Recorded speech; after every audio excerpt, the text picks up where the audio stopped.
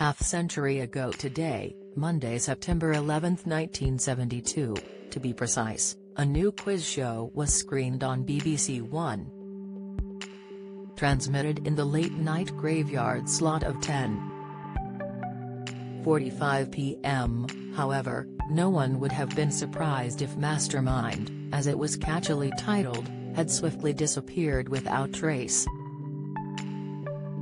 The program's fortunes received a major boost when it was unexpectedly switched to an early evening slot in early 1973, replacing Ray Galton and Alan Simpson's comedy Casanova 73, after complaints about risque material.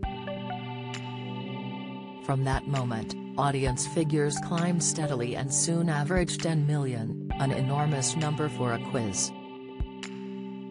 The highest viewing figure topped 20 million during a night TV strike. Mastermind was devised by veteran TV producer Bill Wright, its format famously influenced by his harrowing Second World War experiences. In 1942, while serving in the RAF, Wright's plane was shot down over Holland and, on capture, he was interrogated by the Gestapo. For years after, he suffered nightmares punctuated with the quick-fire questions the Nazis had thrown at him: name, rank, number. Later his broken nights inspired his new quiz show, the questions that dominated his nightmares replaced by name, occupation, specialized subject. Throw in a spotlight, solitary chair and a terrifying focus on the contestants being interrogated against the clock, and Wright had all the ingredients he needed.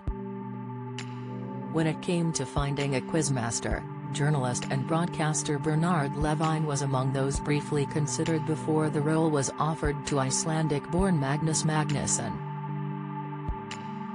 As well as working on newspapers, he was a jobbing TV journalist, mainly focusing on archaeology programs, says Magnus' daughter, Scottish broadcaster and journalist Sally Magnusson. When offered the role, he was delighted, like any freelancer would be. He thought he'd give it a bash but had no idea whether it would still be going a year later, let alone 50 years. Magnus regarded Mastermind as a remarkably innovative idea for its time.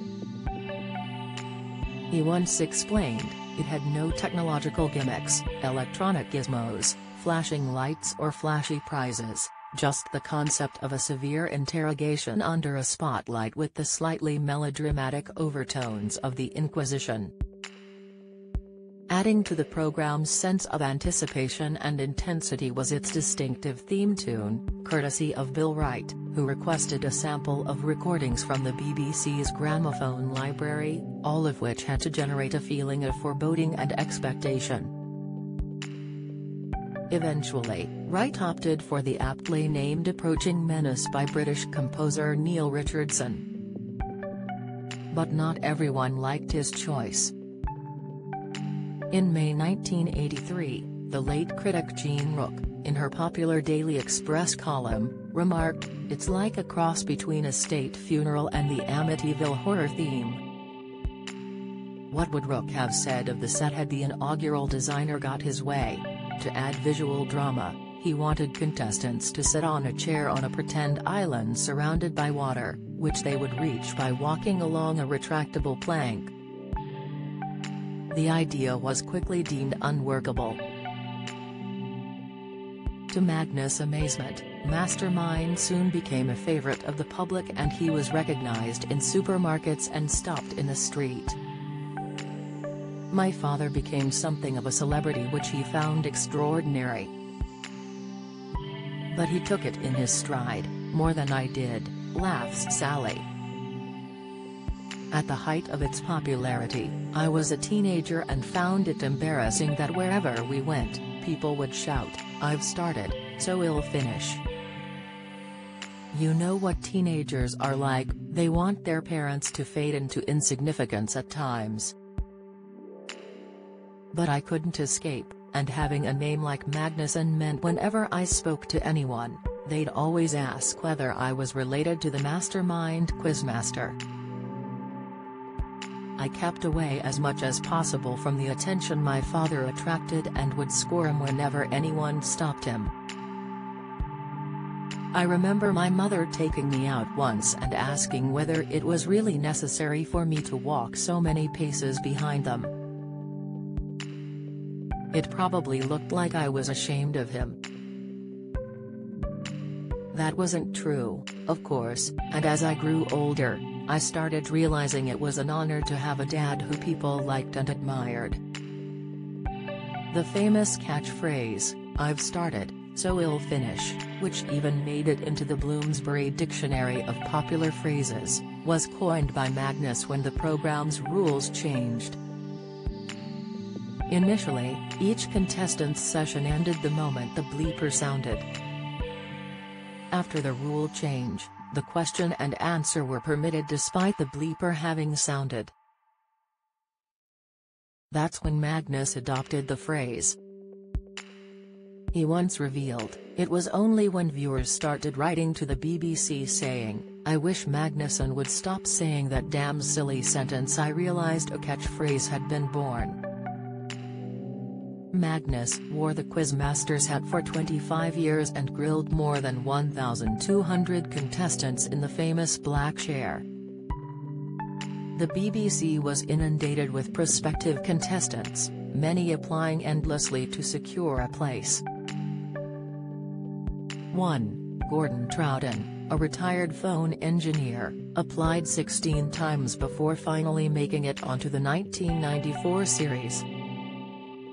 What was lovely about Mastermind was that my father's persona was of impassive ferocity, says Sally.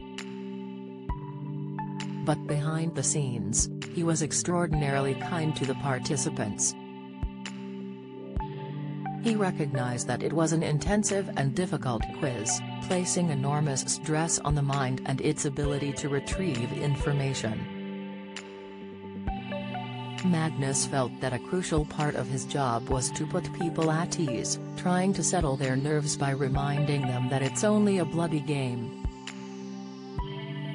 Whenever my father spoke to would-be contestants, he always advised against picking a specialist subject linked to one's job because it could be embarrassing, especially if you had made a hash of it.